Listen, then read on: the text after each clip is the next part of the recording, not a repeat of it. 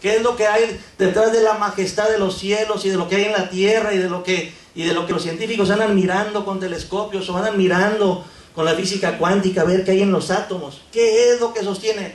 La poderosa palabra de Cristo Jesús. Amén.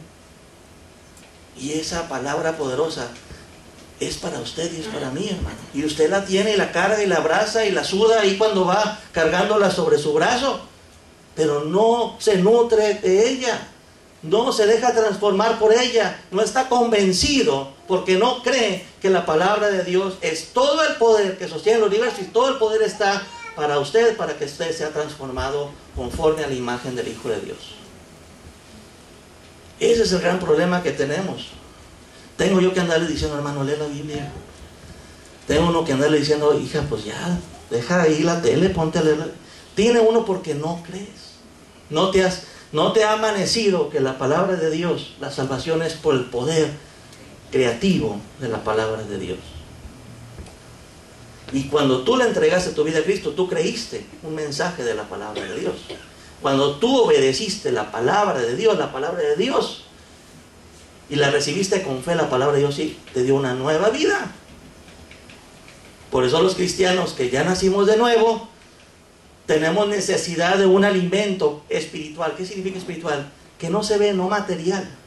Un alimento no material, que es la palabra de Dios. Pero muchos de los que venimos los domingos aquí estamos bien desnutridos.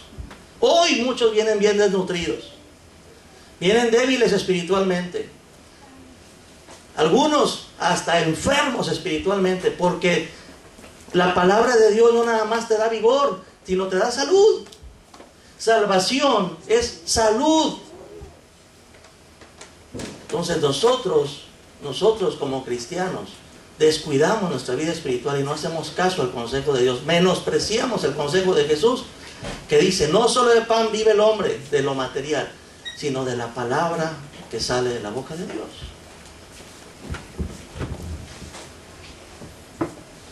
Entonces en el verso 3 dice que el Cristo, dice, sustenta todas las cosas con la palabra de su poder, habiendo efectuado la purificación de nuestros pecados, por medio de sí mismo está sentado a la derecha, a la diestra de la majestad en las alturas. El punto número 2, la segunda señal. La segunda señal tiene que ver con algo de lo que ya comencé a hablar. Había unos hermanos en la Biblia. Había unos hermanos, había una congregación, había un pueblo, una ciudad, donde había unos cambios tremendos en la vida de esas personas. Se notaba, era notable, comparándose los que vivían en Éfeso, en Galacia, los que vivían en diferentes ciudades de Grecia. Estos hermanitos de Tesalónica se les notaba, tenían fama de que había cambios radicales en la palabra de Dios, que los que tenían vicios, que los que andaban en brujería, que los que andaban en vida doble, en adulterio, en fornicación, en los que andaban chuecos. Había cambios tremendos en la vida de esas personas, conversiones tremendas y poderosas, notables. Y entonces había un secreto, hermanos, ahí. ¿Por qué, si es el mismo mensaje? ¿Por qué, si es la misma palabra de Dios que se ha estado ministrando en diferentes lugares? ¿Por qué en ellos, en este tipo de personas, en esta ciudad, la palabra de Dios se manifiesta más? Y había ciertas teorías que decían, ay, pues es que seguro Dios ama más a los tesalonicenses que a los de Colosas. De seguro Dios tiene sus favoritos. Ah, no, de seguro es que ahí, de seguro, pues es que Pablo, pues es Pablo. Oye, pero salía en la palabra de Dios que pasaba 3 años en Antioquía y en Tesalónica no pasaba ni un año. Entonces la presencia de Pablo no era la diferencia. Entonces había algo ahí. Y entonces Pablo les escribe y les dice en la primera carta de Tesalonicenses, dice así en la primera carta a los Tesalonicenses, capítulo 2, verso 13. Había una diferencia. Por lo cual, dice Pablo, también nosotros sin cesar damos gracias a Dios de que cuando recibisteis la palabra de Dios, que oísteis de nosotros, dice, la recibisteis no como palabra de hombres, sino según es en verdad la palabra de Dios, la cual actúa en vosotros los creyentes. La palabra, ustedes han recibido la palabra de Dios, no la menospreciaron. Otro mensaje del pastor. Ay, va a predicar fulanito. Ay, sultanito. Ay, ese no me gusta como el tono como habla. Y empezamos a mirar el instrumento y dejamos a un lado la palabra, el mensaje, la palabra de Dios, que es de Dios, no es del hombre. Y estos cuates lo que hicieron es que quitaron la mirada en el hombre, quitaron la mirada en todo aquello y dejaron nomás, se clavaron en que Dios les estaba hablando directamente. Y entonces ellos al ver que Dios les estaba dando una palabra suya a ellos, primeramente que todos reconocieron, aceptaron. Primeramente no menospreciaron, sino valoraron.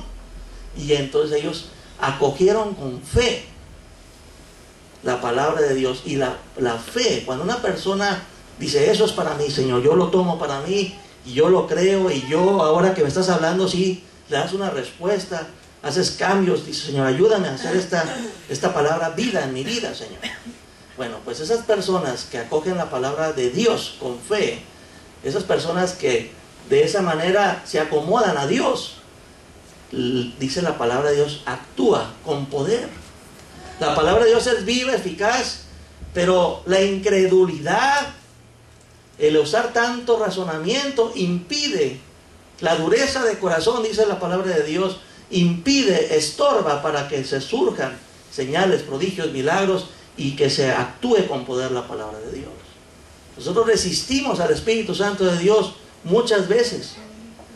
Cuando nosotros nos resistimos al mensaje que Dios nos está dando en su palabra y lo tomamos como algo personal. De seguro el pastor, mi vieja le dijo esto y por eso está diciendo este mensaje el día de hoy. Y lo tomamos como algo personal. Nos agarramos a los guantes con el pastor o con la señora o con la vieja o con la hija. De seguro. Y no nos damos cuenta que es Dios a través de su Santo Espíritu el que habla y el que redarguye y el que te está exhortando y te está retando de que verdaderamente tomes, no eches por tierra, sino que verdaderamente tomes como lo que es la palabra de Dios y que le creas a Dios. Y estos cuates por eso tenían una experiencia muy tremenda con Dios. La palabra de Dios actuaba poderosamente en sus vidas por su fe.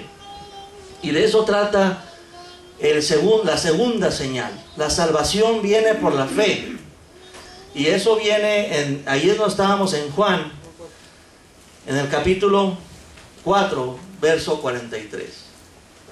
El siguiente, ahí dice que la salvación es por la fe. Dice ahí que en el verso 43, después de que hizo esa señal primera en Caná, en las bodas de Caná, donde Dios les mostró que la salvación es por el poder de la palabra de Dios. En esa señal, la salvación es por la fe. Y entonces se pone a prueba la fe de un hombre cuando dice así lo siguiente en la palabra de Dios, verso 46. Vino pues Jesús otra vez a Caná de Galilea, donde había convertido el agua en vino. Y había en Capernaum un oficial del rey, cuyo hijo estaba enfermo. Cuando oyó que Jesús había llegado de Judea a Galilea, vino y le rogó que descendiese y sanase a su hijo, que estaba a punto de morir. Entonces Jesús le dijo, si no vieres señales y prodigios, no creeréis. Si no ves señales y prodigios, no crees. Es lo que le quiso decir Jesús. El oficial del rey le dijo, Señor, desciende antes que mi hijo muera. Y Jesús le dijo, ve, tu hijo vive. Y el hombre creyó la palabra que Jesús le dijo y se fue. Cuando ya él descendía, sus siervos salieron a recibirle y le dieron nuevas, diciendo, tu hijo vive. Entonces él les preguntó, ¿a qué hora había comenzado a estar mejor? Y le dijeron, ayer a las 7 le dejó la fiebre.